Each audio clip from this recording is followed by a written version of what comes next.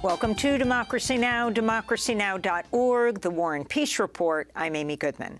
Donald Trump said Tuesday federal prosecutors have informed him he's the target of a Justice Department criminal investigation into his efforts to overturn the 2020 presidential election. Trump made a similar announcement shortly before Jack Smith filed criminal charges over Trump's mishandling of classified documents. In Florida, the Trump-appointed federal judge overseeing the classified documents case Tuesday appeared skeptical of Trump's request to delay the trial until after the 2024 election. But Judge Aileen Cannon also appeared unlikely to approve a request by federal prosecutors to start the trial by the end of this year. Meanwhile, all 9 justices on Georgia's Supreme Court have rejected a bid by Trump's lawyers to block an investigation by Atlanta area prosecutor Fani Willis into efforts by Trump and his allies to overturn the 2020 election. Willis has said she'll announce in August whether charges will be brought in the case. In Michigan, the Attorney General there, Dana Nessel, has charged 16 people with felonies for falsely claiming to be presidential electors as they attempted to overturn Trump's 2020 defeat in the state. As part of the orchestrated plan, we allege that 16 Michigan residents met covertly in the basement of Michigan GOP headquarters and knowingly and of their own volition signed their names to multiple certificates stating that they were the duly elected and qualified electors for President and Vice President of the United States of America for the state of Michigan. That was a lie. One of those charged is Michon Maddock, former co-chair of the Michigan Republican Party, a close ally to Trump and the wife of State Representative Matt Maddock. Michon Maddock previously told a gathering of local Republicans the Trump campaign had directed the fake elector scheme. In China, a series of unrelenting heat waves has created a soaring demand for electricity, leading to unprecedented amounts of coal consumption at China's more than 1,000 coal-fired power plants. This comes after the Chinese government approved a record-breaking 86 gigawatts of new coal-fired power capacity last year. In northern India, floodwaters from unusually heavy rains have pushed the Yamuna River to levels not seen in nearly half a century. On Tuesday, the swollen river was lapping the walls of the famed Taj Mahal, prompting fears the 17th century monument could become damaged.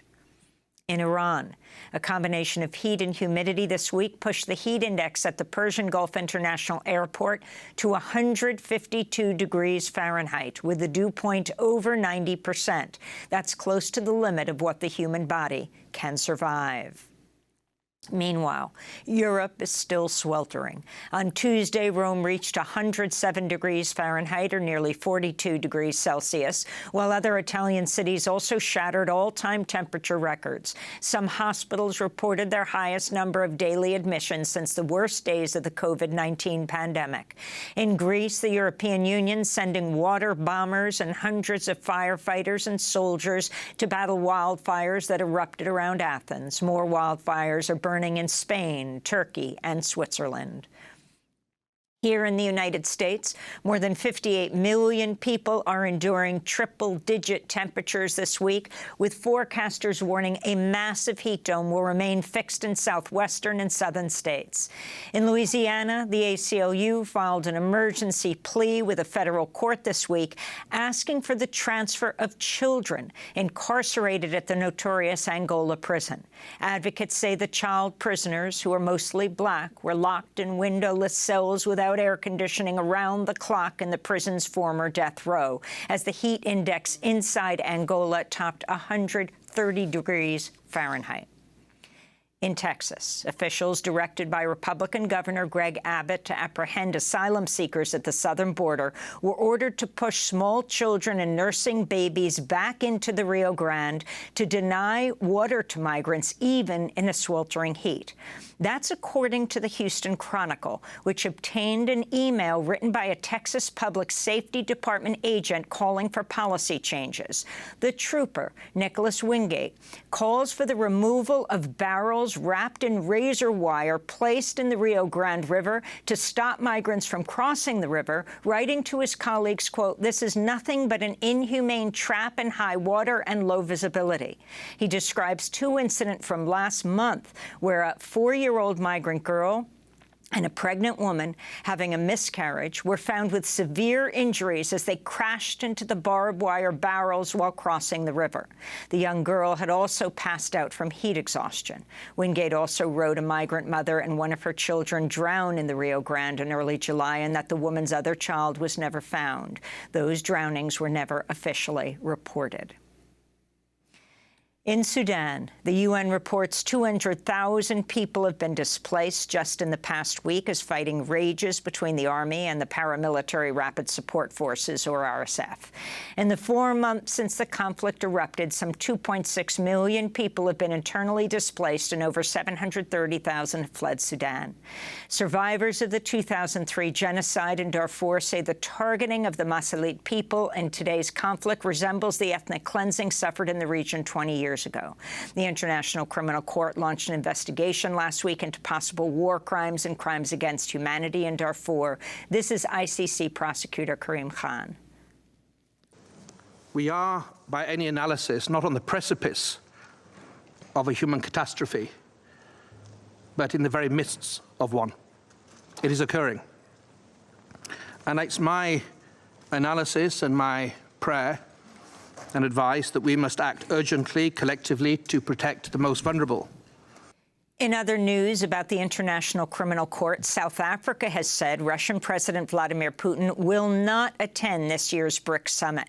As a member of the ICC, which in March issued an arrest warrant for Putin for war crimes, South Africa would be obligated to arrest him if he entered South Africa.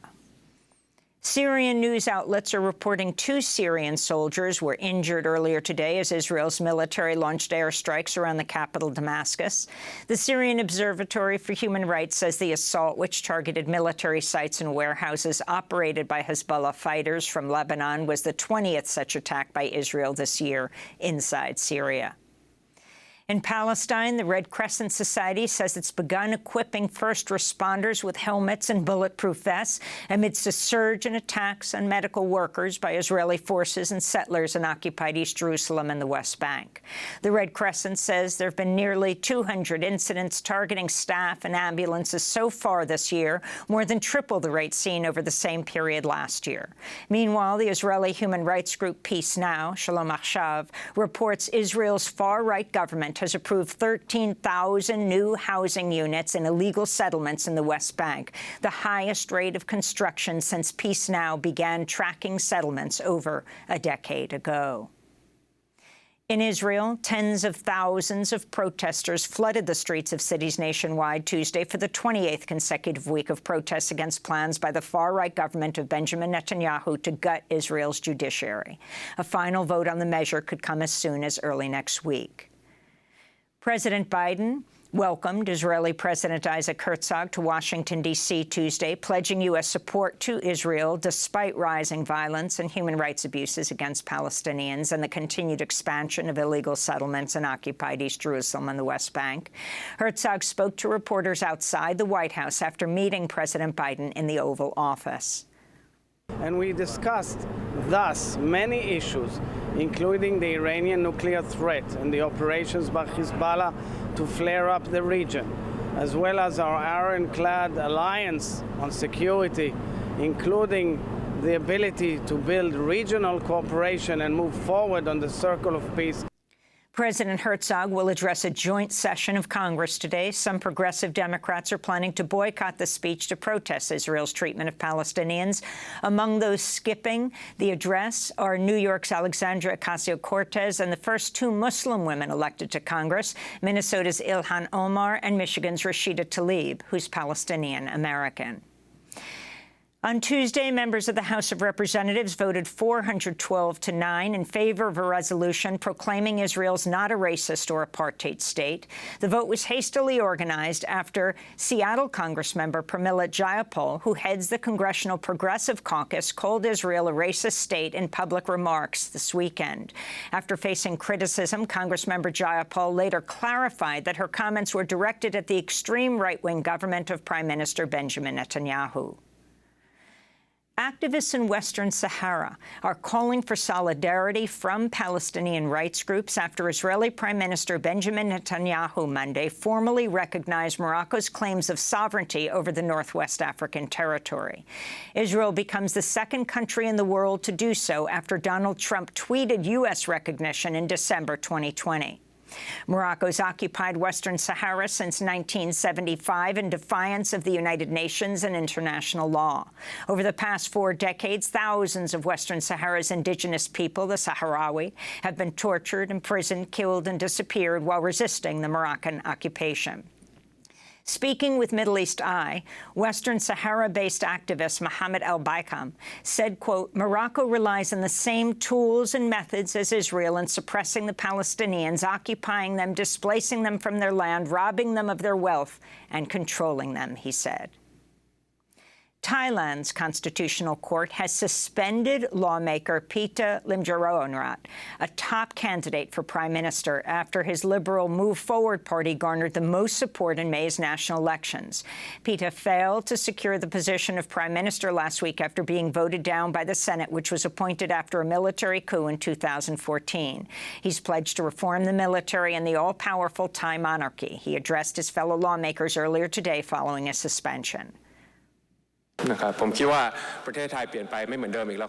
Thailand is not the same anymore ever since May 14th. We have come only halfway from the people's victory, and there is another half to go.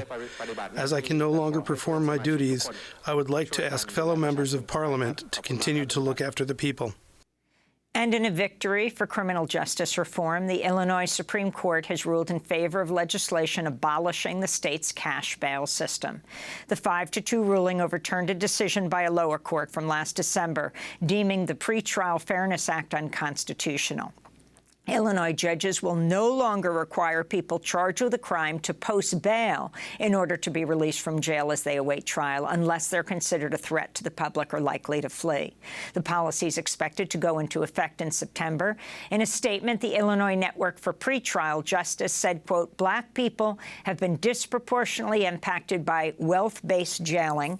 Giving people the opportunity to stay in their communities while awaiting trial will enable them to keep their jobs, housing, and custody of their children, making us all safer, they said.